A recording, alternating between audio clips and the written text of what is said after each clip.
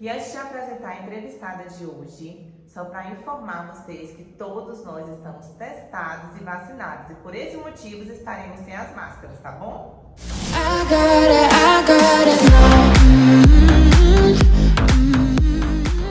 Como já dito antes, hoje estaremos abordando um tema muito importante que é o Setembro Amarelo. Esse tema surgiu no nosso Brasil no ano de 2014 e aborda principalmente a prevenção ao suicídio. E para falar com mais propriedade, eu convidei hoje a doutora Juliana, que vai estar agora batendo um papo conosco. E já estou aqui com a minha convidada do dia, reinaugurando o bate-papo com Bassan, a doutora Juliana, e com o meu chazinho aqui também. Vou deixar ela se apresentar aí para vocês, nossos internautas. Olá, então me chamo Juliana Moura, sou psicóloga, mestre em educação, hipnoterapeuta, trabalho no município de Tapetinga há quase 15 anos, sou servidora pública, atuo atualmente na Secretaria Municipal de Educação, trabalhando com a saúde mental, tanto dos profissionais da educação quanto com os alunos, que são acometidos por algum tipo de adoecimento mental ou que já têm um transtorno mental e comportamental instalados. A gente também desenvolve um trabalho com palestras, rodas de conversas, grupos, tudo que envolve a saúde mental, inclusive a questão do suicídio e da automutilação, que são os focos do Setembro Amarelo também. Sim. Doutora, explica pra gente um pouquinho sobre a importância dessa campanha do Setembro Amarelo, não só no setembro, mas durante todo o ano. Então, Simone, a campanha do Setembro Amarelo ela é de extrema relevância, porque ela trabalha com um tema muito delicado, que é tabu, cheio de estigmas. É um tema difícil de se abordar, que é o suicídio e agora também a automutilação, que é algo muito importante que a gente precisa trazer também. No sentido da gente conhecer, saber o que é, as formas de prevenção, os cuidados que a gente precisa ter caso a pessoa seja acometida por esse tipo de pensamento, já tenha feito alguma tentativa, ou conheça alguém que já fez uma tentativa, ou pensa ter ideação suicida. Então a campanha ela é em prol, tem esse objetivo de prevenção ao suicídio e orientar a população de forma geral o que agir, como agir, a ajuda que deve procurar, tudo isso envolvendo a questão do suicídio e agora a automutilação. Doutora, você comentou aí em relação a orientar a população de como agir, como identificar. É algo que eu sempre me pergunto, que eu acho difícil também identificar. Você teria dicas para dar aqui pra gente? Como identificar um parente? Como perceber se a pessoa está passando por um momento difícil, se a pessoa está passando por uma depressão? Como identificar? Quais são os sinais? Quais são as dicas que você tem para dar pra gente? Então, a gente pode estar prestando atenção no comportamento dessa pessoa, Se teve uma mudança brusca nesse comportamento, é algo a ser observado, Se a pessoa antes tinha um temperamento mais extrovertido e agora está mais introvertido, mais introspectiva, mais quieta, não quer sair, E antes ela tinha um comportamento oposto. Então essa mudança brusca é importante se observar. É importante observar também a fala dessa pessoa, Às vezes ela não fala assim, eu quero me matar, Mas ela fala que não quer mais viver, que não vê mais sentido na vida, que ela gostaria de morrer, Que ela não quer mais estar aqui, Observar também assim, se essa pessoa tem feito algum planejamento com relação a isso, tipo, deixar alguma coisa para alguém, deixar cartas. Isso são sinais. Às vezes a gente pega uma carta, um bilhete de alguém que está escondido e que já está pensando em cometer uma tentativa de suicídio. Então a gente precisa estar atento a isso. A questão dos fatores de risco também.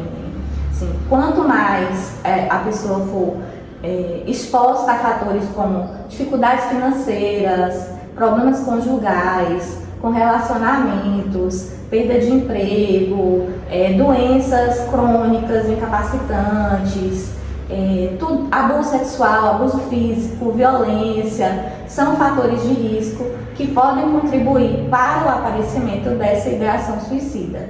Então, isso a gente precisa estar atento, né? Tanto da nossa casa, com as pessoas que a gente ama, né? Quanto com as pessoas que nos rodeiam, né? Verdade. Doutora, algo que eu acho bem interessante é que as pessoas costumam falar, é algo costumeiro, as pessoas falarem que depressão é frescura, depressão é falta de Deus. Como você vê e como você orienta essas pessoas? É um tremendo preconceito, né? Falar que depressão ou qualquer tipo de outro transtorno mental é frescura, é falta de Deus, falta de trabalho, é mimimi. Não, é um transtorno mental, é um adoecimento que precisa de tratamento especializado, né? Então tem muito estigma e preconceito ainda com relação a isso. Infelizmente, né? Infelizmente. E pessoas perdem a vida e entram em sofrimento terrível devido a esse preconceito, né? Porque no momento que a pessoa tem um preconceito, fica difícil dela procurar ajuda. Sim. Dela reconhecer, porque tá todo mundo ao seu redor falando que não é um adoecimento, que é uma frescura. Então eu não tô doente, é uma preguiça? Sim. Não, às vezes não é uma preguiça, às vezes é um adoecimento mesmo, precisa de... É algo que eu já ia te perguntar, que é algo que a gente observa bastante na maioria dos casos. A pessoa ela começa a perder a vontade de... Quem treinava não treina mais, quem gostava de estar lendo um livro não gosta mais, gosta de se reservar, ficar dentro do quarto. E muitas das vezes é visto como, realmente, como a senhora falou, como preguiça. E não é preguiça, né? Então a gente tem que estar atento a esses sinais também, não é isso?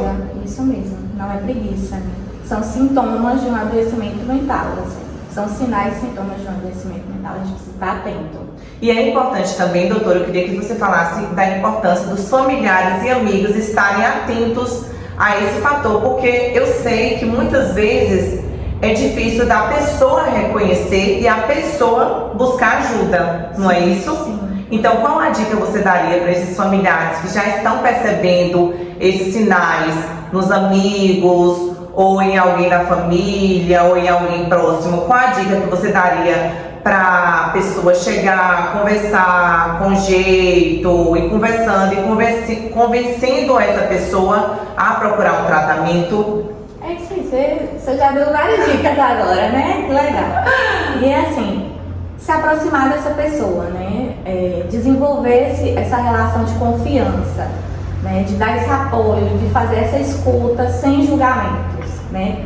E sem sair espalhando a intimidade dela para outras pessoas. Doutora, né? perdoe te interromper, mas é algo que eu acho super importante.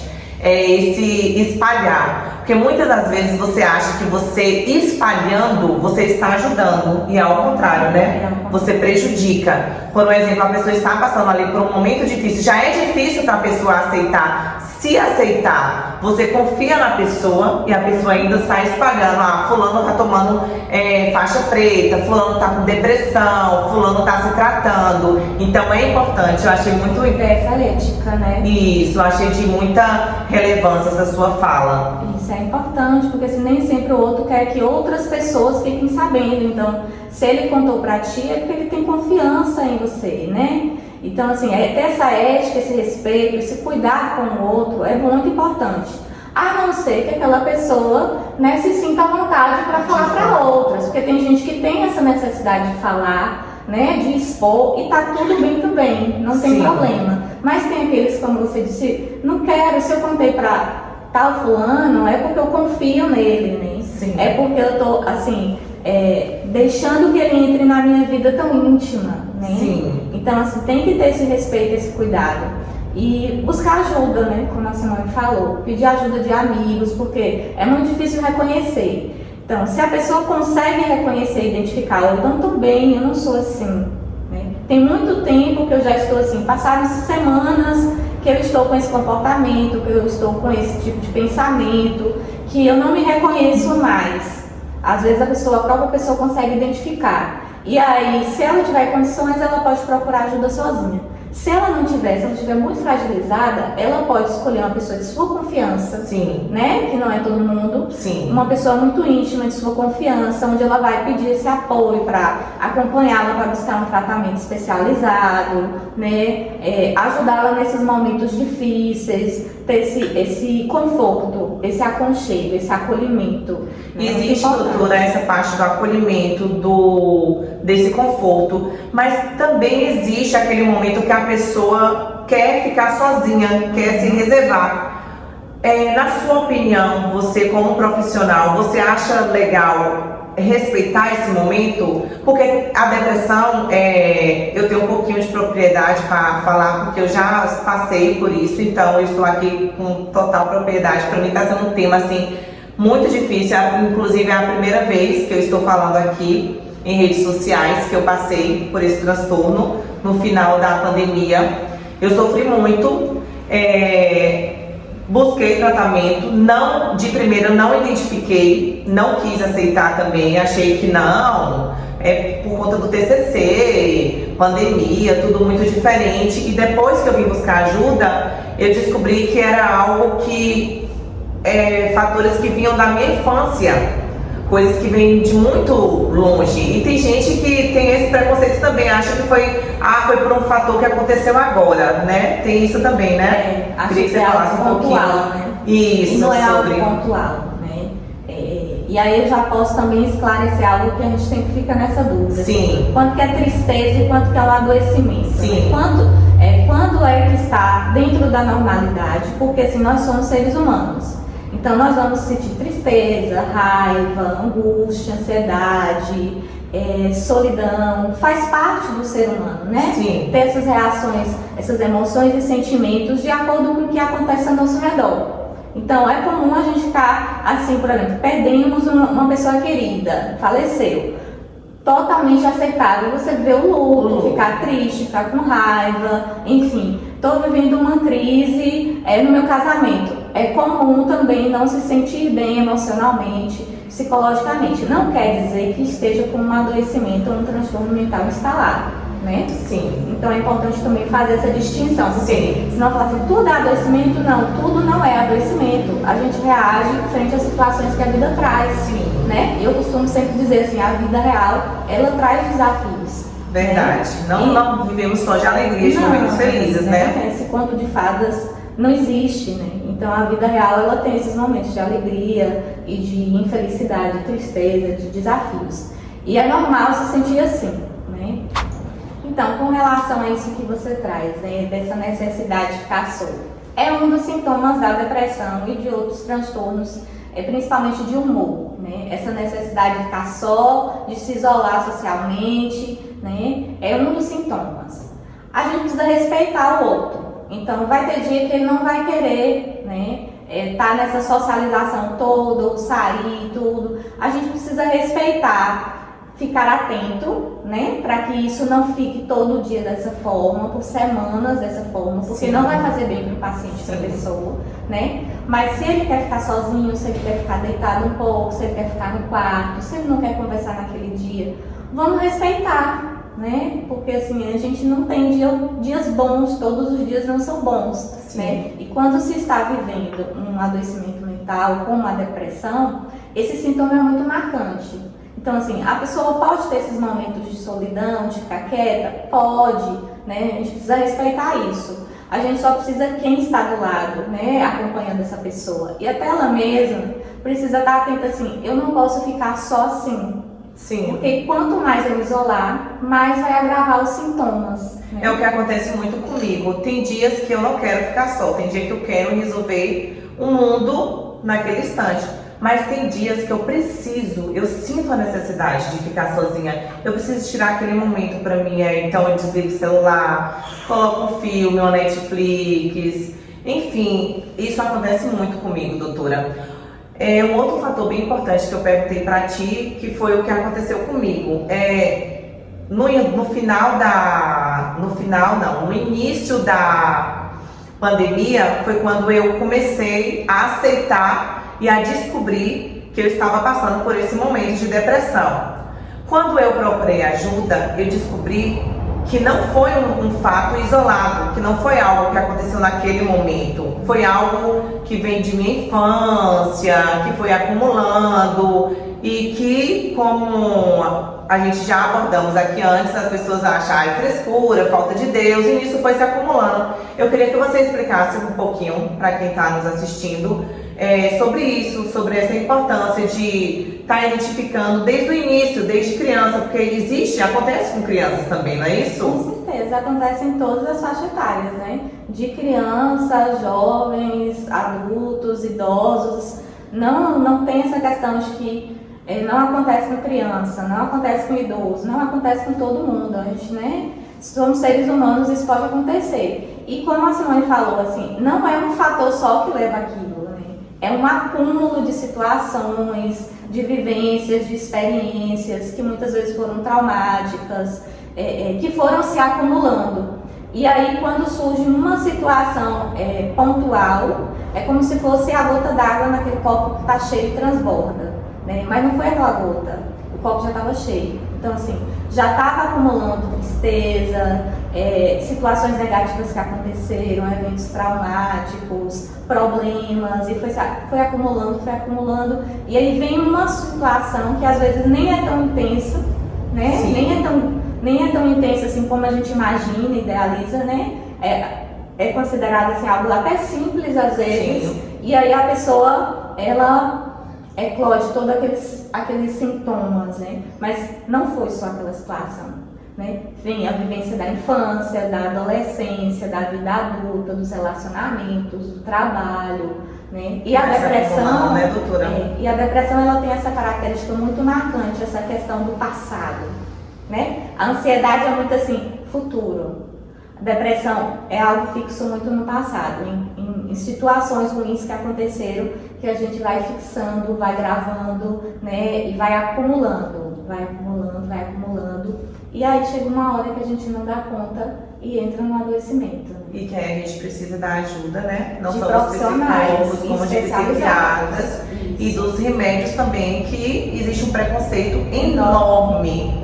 Eu queria abordar esse tema porque eu ainda me medico até hoje, né? Passo por psiquiatra, psicólogo, passo por todo esse acompanhamento e ainda sofro esse preconceito. As pessoas da minha família, amigos, enfim, eles querem que eu faça o desmame, não sei se eu falei corretamente, o desmame sem orientação médica. O que você diria para essas pessoas, esses familiares, amigos, que tem um familiar ou um amigo que está passando pelo tratamento? O que você diria para essas pessoas? Elas devem respeitar? Elas devem respeitar as orientações médicas? Com certeza, né? As orientações são médicas, né? Quem vai orientar o uso do medicamento, a dosagem, a frequência, o tempo de uso é o psiquiatra, né? Eu sei que essas pessoas às vezes têm um objetivo assim, estou tentando ajudar, né? Sim. Mas na verdade, assim, quem tem esse conhecimento específico é um profissional da área. Então, assim, se o médico passou, é porque ele fez uma avaliação, né? E ele tem total competência para poder falar sobre o assunto, né? Assim, tem muito preconceito relacionado à medicação, assim como procurar um psicólogo. Muito, né? Preconceito. É um preconceito enorme que a gente precisa estar quebrando, como você está fazendo agora. Sim, né? Exatamente. E é maravilhoso você estar trazendo esses temas para cá, para a população. Sim, né? Inclusive, doutora, interrompendo sua fala, para mim é muito difícil, porque é algo que eu passei. Estou bem melhor, graças a Deus, já estou fazendo desmame, né? O desmame que fala. Mas é algo que eu sinto que eu tenho que levar para a população, porque foi difícil para mim, foi difícil para minha família e foi difícil para os meus amigos. Então eu preciso levar essa informação. E eu vivi esse momento em um momento de pandemia, onde tudo parou. E assim, graças a Deus, eu tenho muita fé e eu acredito muito em Deus, nas providências. E foi tão de Deus que Deus, no momento que eu estava mais precisando conversar com uma psicóloga, eu não lembro se os consultórios chegou a fechar, mas eu sei que o conselho de vocês liberou o online. Eu queria falar que você, já entrando aqui nesse assunto, que você falasse um pouquinho aí sobre esse atendimento online, como funciona, que as pessoas podem ter confiança, porque eu tive consultas online que me ajudaram muito e porque também existe esse preconceito da pessoa ir até o consultório. Ah, eu senti isso, a pessoa vai me ver entrando na psicóloga, já vai achar que eu sou louca, que eu tô com depressão, enfim. Então, fala um pouquinho pra gente como tá funcionando esse momento do online. Foi ótimo você trazer essa questão, né?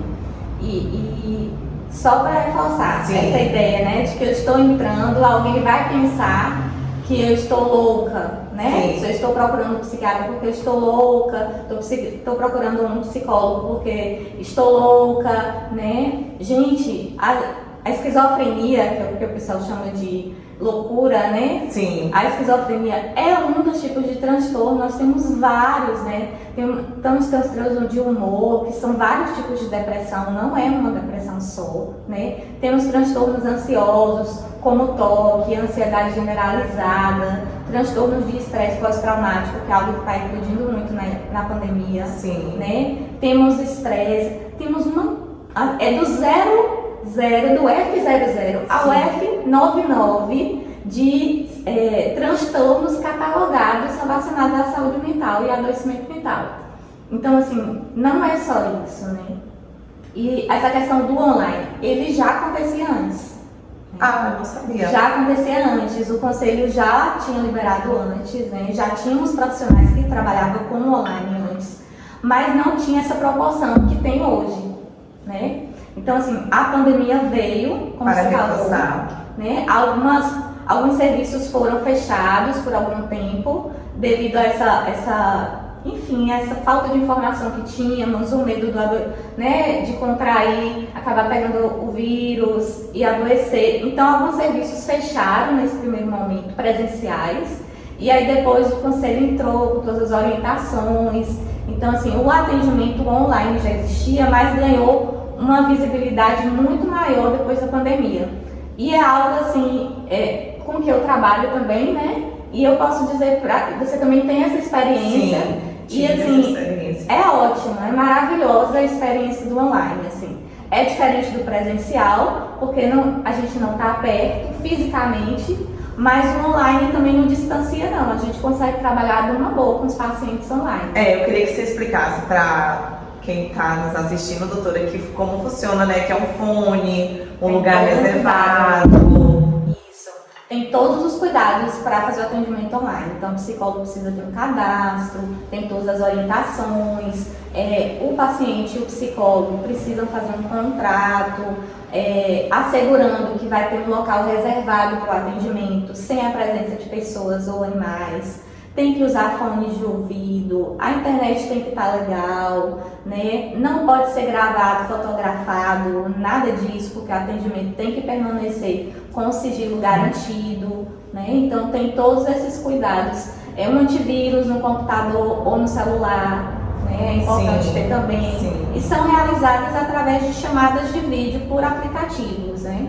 Skype, Google Meet, Zoom, né? WhatsApp. São chamadas de vídeo que duram de 40 a 50 minutos, né, onde o profissional vai estar contigo naquele momento, focada em você, na sua história, nas suas demandas, o que precisa ser trabalhado, né?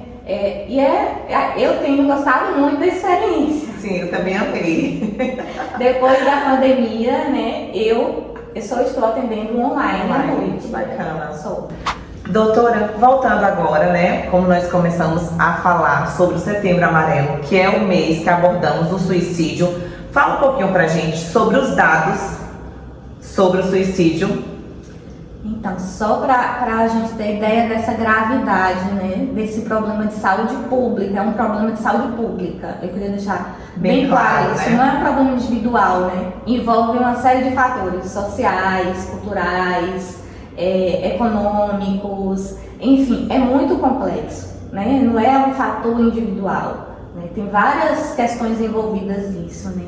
E os números são alarmantes, assim. Para ter uma ideia, mais de 800 mil pessoas ao ano cometem suicídio no mundo. Então, a cada 40 segundos, uma pessoa comete suicídio. No Brasil, os dados chegam em torno de 12 a 13 mil suicídios ao ano, ou seja, 33 pessoas em média por dia no Brasil cometem suicídio. Agora, outro dado que também acho muito importante trazer, assim, o suicídio, ele é mais frequente nos homens do que com as mulheres. Nossa! A taxa de suicídio, assim, o índice de suicídio nos homens chega a 3 a 4 vezes maior do que com as mulheres. Isso me surpreendeu, eu jurava, doutora, que era com as mulheres. Agora eu vou te falar por que você jurava isso. Porque as tentativas são maiores nas mulheres. As tentativas. As mulheres tentam mais vezes do que os homens.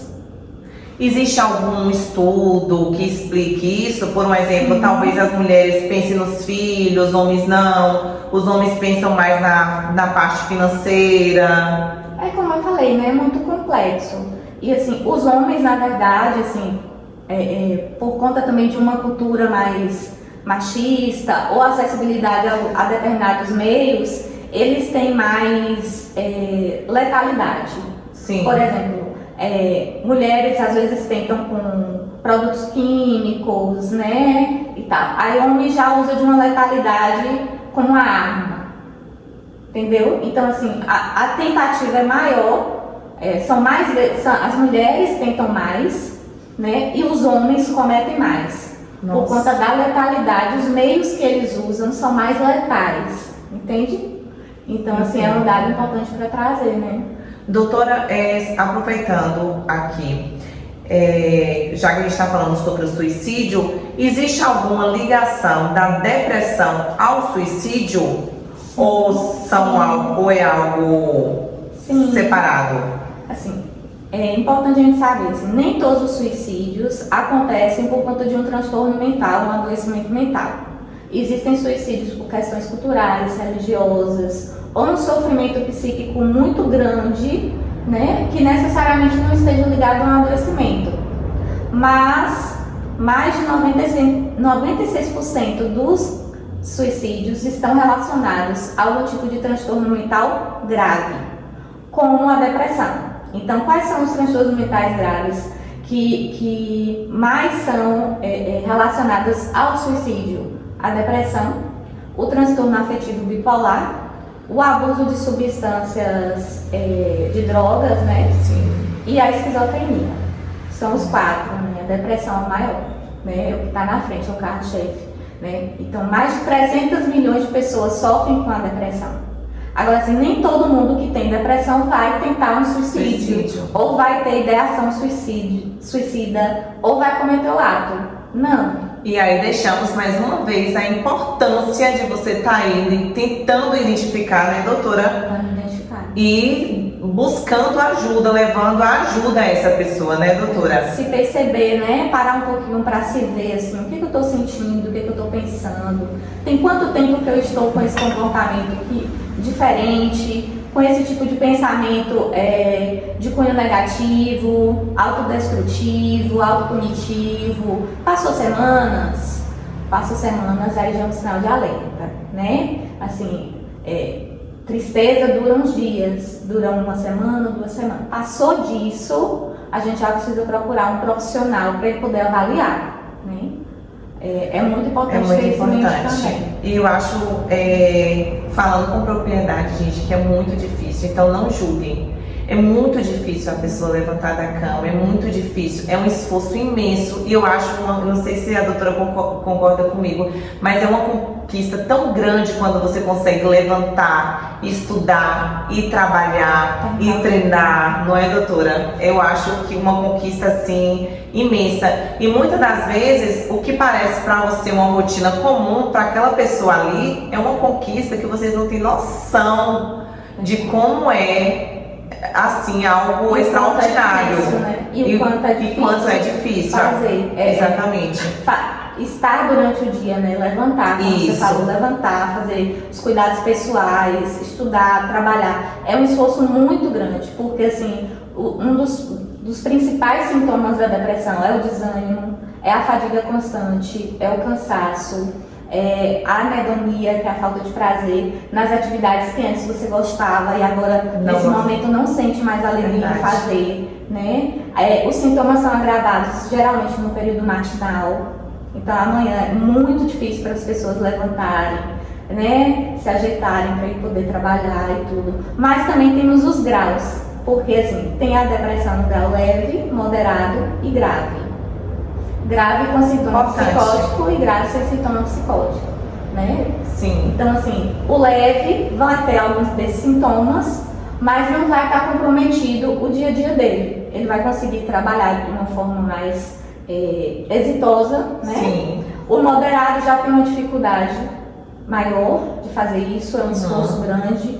E o grave, esse esforço é ainda maior e muitas vezes ele não consegue. Eu passei por isso e eu sei como é difícil. É um sofrimento terrível. Muito difícil. Não julga, não aponta dedo, né? Não Porque, fala assim, que é falta de Deus, que é preguiça. Só piora. E não, por favor, gente, não julguem quem tá ali tomando a medicação, porque eu sofri muito isso também, doutora. Não, a medicação é importantíssima, principalmente em estádios moderados a graves, né? Ela é importantíssima porque assim, tem questões hormonais, neurotransmissores envolvidos. Sim. E às vezes é uma disfunção química. Por exemplo, tem a depressão endógena, que é causada pelo próprio organismo, por essa disfunção com relação a neurotransmissores e quimicamente a hormônios, né? Sim. Tem depressões causadas, por exemplo, por problemas neurológicos, problemas endócrinos, né? Que necessariamente não são fatores externos, é interno. Sim. Né? Tem pessoas que têm uma predisposição por conta da hereditariedade, de ter mais casos na família, né? De ter uma depressão. Sim. Então são vários tipos de depressão e várias causas, né? Então assim, só pra gente entender o quanto que não deve se julgar. Verdade. Se você Principalmente puder ajudar, as ajuda. pessoas dentro de casa, porque os maiores preconceitos Você deve. vêm da nossa família, de dentro de casa. Você tá ali deitada e a pessoa falar, mas você passa o dia todo na cama, acorda. Eu falo porque eu tenho propriedade para falar, né? E é algo Desse comum assunto. da gente ouvir, né? Os pacientes Isso. trazem muito isso, né? Essa falta de compreensão, né? O falar algo que na verdade vai piorar o estado da pessoa, né? Então assim, acolha, às vezes não precisa nem se falar nada, só entender. Só entender, né? pronto, Só entender. deixa a pessoa quietinha, é isso. Leia isso. sobre o assunto, bota na internet, né? Tem sites confiáveis, tem perfis, né, nas redes sociais que falam sobre o assunto, leia um pouquinho. Inclusive, a doutora Juliana tem, né, o Instagram? Tem o Instagram. Pode deixar o seu Instagram aí, que a gente vai deixar aí anotadinho. É Juliana Moura, psicóloga. Prontinho. Pra E tem vocês que outros quiserem também. seguir aí também, que estiver precisando conversar, né, doutora? Isso. Pode estar ligando, Chamar no agendando. direct, que aí se eu Prontinho. puder contribuir, estou à disposição. Para finalizar, doutora, essa parte da depressão, do tratamento, fala um pouquinho pra gente sobre a importância do tratamento, da procura de um psicólogo, para a pessoa também não ficar só na dependência do remédio. Fala um pouquinho pra gente. Excelente pergunta, né? Porque assim, conhecemos pessoas que acham que só o remédio vai dar conta de tratar aquele transtorno, enfim, não é assim que funciona. Precisa estar o tratamento conectado os dois, né? Alguns casos precisa de medicamento, outros não. Mas, entrando com medicamento, é importante também que a pessoa faça um acompanhamento psicológico, porque assim, o remédio vai agir quimicamente no seu organismo. Sim. Ele vai tentar fazer essa regulação com relação aos neurotransmissores, serotonina, dopamina, enfim, ele vai fazer esse ajuste. Então, você tomando direitinho, com orientação médica e tudo mais, você vai sentir uma melhora depois de uns 20 dias, 15, 20 dias, 30 dias, né? Você vai começar a perceber que vai melhorar. É gradativo também, não é assim, tomei hoje, amanhã eu tô bem. É importante, eu achei muito importante você abordar isso, porque as pessoas acham que tomei hoje, amanhã já estou boa. Não, é um tratamento que o médico vai determinar. Às vezes dura 3 meses, às vezes 6, às vezes 1 ano, às vezes mais. Isso, verdade. Né? Quem vai determinar isso é o psiquiatra, tá? Mas fora o medicamento, a gente precisa passar por um processo de acompanhamento psicológico, porque assim, muitas vezes tem causas relacionadas a eventos traumáticos, a situações que aconteceram lá atrás, na infância, na adolescência ou recentemente, que são difíceis de lidar, né? Que a pessoa que está naquele sofrimento, aquele sofrimento terrível, ela não consegue pensar com clareza, não consegue identificar algumas coisas. E assim, o amigo ajuda, mas ele não é um profissional, ele não tem as técnicas, o conhecimento adequado para tratar aquele tipo de transtorno, seja ele qual for. Então, o que o trabalho do psicólogo vai fazer aí? Vai ajudar, né, vai acompanhar essa pessoa nesse autoconhecimento, nessa autopercepção, né, trabalhar os traumas, os eventos negativos, ressignificar o que aconteceu, porque não tem como apagar da memória, né? Não tem esse, eu costumo dizer assim, não tem um botão de desligue, apagou, esqueci, né, doutora? Não vem esse acessório incluso, né? Então, assim, é um processo que a pessoa vai ter que ter uma paciência, porque assim, foram anos acumulando situações desagradáveis sem resolver saudavelmente, né? Então vai levar um tempo para que a pessoa identifique, reconheça, faça as conexões, as associações, perceba com um outro olhar, sobre outra perspectiva, né? Com o acompanhamento do profissional especializado. Exatamente. Então é um processo, a gente fala, é um processo que vai levar um tempo. Quanto tempo, Ju? Depende de cada caso, né? Depende do seu contexto, depende de questões também químicas, né? Genéticas, depende do contexto externo, depende do que está vivendo no momento, do apoio que recebe da família, que é extremamente importante, né? Que são os fatores protetivos, inclusive para a questão do suicídio, né? Então, assim, não tem um tempo estimado, né? Tudo depende, porque cada um tem sua história. Então, assim, a terapia, ela é um processo feito sob medida para você. Então, quando a gente faz um trabalho com o paciente, não é um trabalho que vai fazer com você, eu vou fazer com Maria, eu vou fazer com o João. Não, o seu é um, do João é outro, o da Maria é outro. Vale ressaltar também, doutora, que não necessariamente a pessoa precisa estar passando por um transtorno psicológico para procurar um psicólogo, né? Não. O ideal é que a gente tivesse esse acesso, né? A gente sabe que às vezes a população não tem esse acesso, infelizmente, né? Mas o ideal é que nós procurássemos acompanhamento psicológico para autoconhecimento, melhorar nossas dificuldades, relacionamentos interpessoais, aprender a lidar com situações estressantes, né? Necessariamente, não são todos os pacientes que procuram que estão acometidos por um transtorno mental. Tem pacientes que eu já atendi que veio por autoconhecimento, para melhorar questões de relacionamentos, melhorar a relação que tem consigo mesmo, né? E é uma autodescoberta, eu digo assim, é um divisor de águas a terapia. Assim. É uma terapia, né? Ajuda antes da terapia, ajuda depois da terapia, né?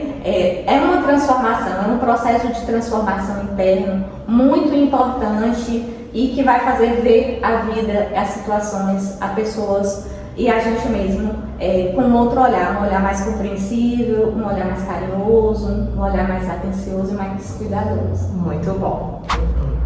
E para finalizarmos o nosso bate-papo aqui com a doutora Juliana, infelizmente, né? Mas teremos outras oportunidades. Vamos falar um pouquinho também sobre a automutilação. Porque o Setembro Amarelo, né, doutora, ela não traz apenas a prevenção ao suicídio. Ela também fala sobre a automutilação, não é isso? Isso.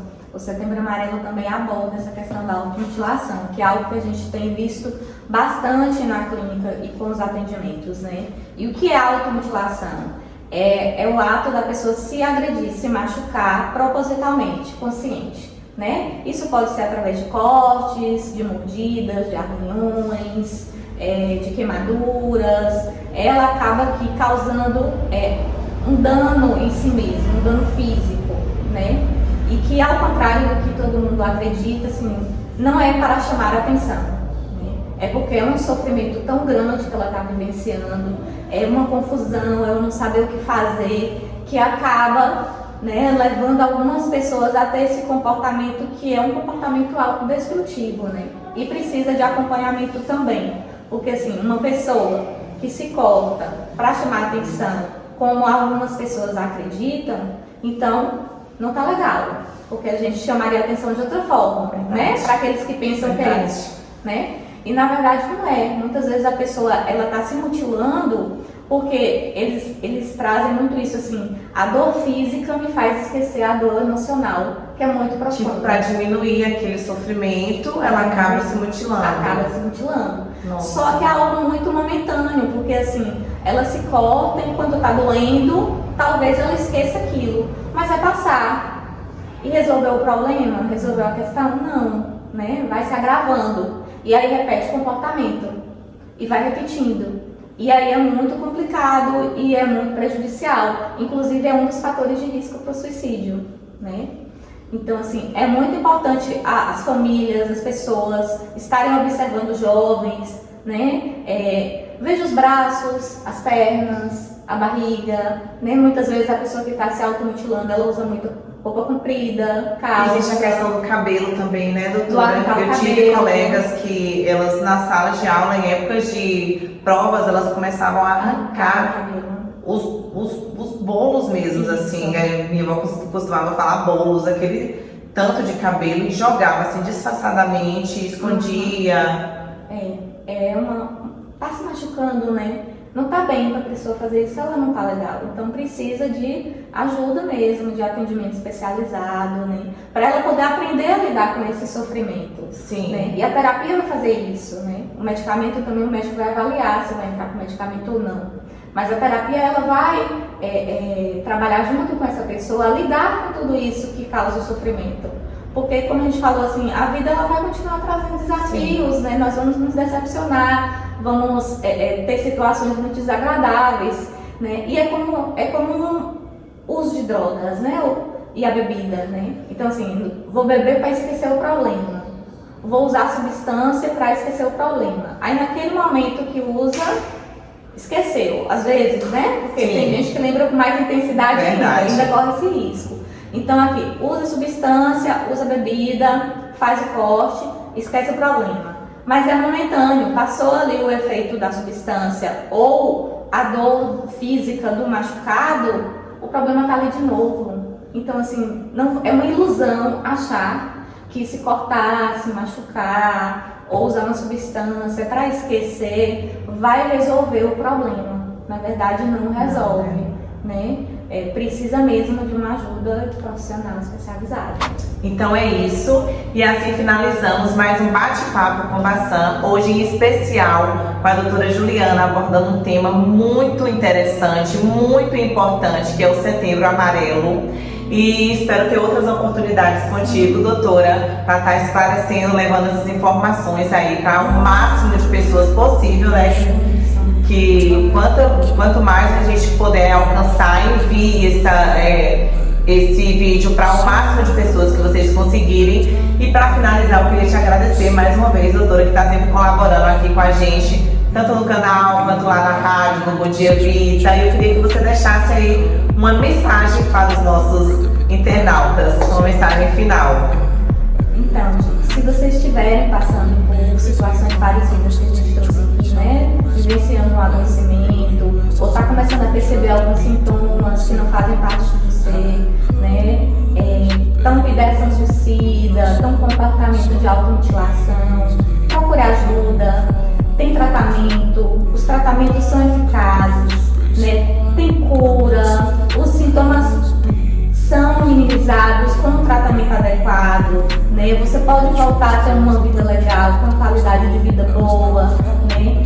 Não permaneça nesse adoecimento, né? Peça ajuda. Se você não conseguir só, peça uma pessoa de sua confiança para te acompanhar, para pedir essa ajuda, para procurar um profissional, né? Acione sua rede socioafetiva, é muito importante. Você ter pessoas, né, as quais a gente gosta, ama, e que também tem esse cuidado conosco. Converse com alguém, peça essa ajuda, né? Se tiver num momento muito difícil, liga, né? Faz uma chamada de vídeo, né? Peça ajuda. Outra coisa também que vai ajudar bastante, as atividades físicas, né? Alimentação, ingerir bastante líquido, evitar o uso excessivo de telas, que também acaba aqui prejudicando esse adoecimento. Então esses são alguns cuidados que você pode ter, né, consigo mesmo e com o outro que está com você, né, que está passando por esse sofrimento, né, entender o outro, não julgar, ter empatia, acolher, às vezes é só escutar, mas se você está passando por esse sofrimento, peça ajuda, porque tem tratamento, tem cura, né? Você pode ter uma vida melhor, você pode ter uma vida sem esse sofrimento tão intenso. E para finalizar, vale a pena viver, né, doutora?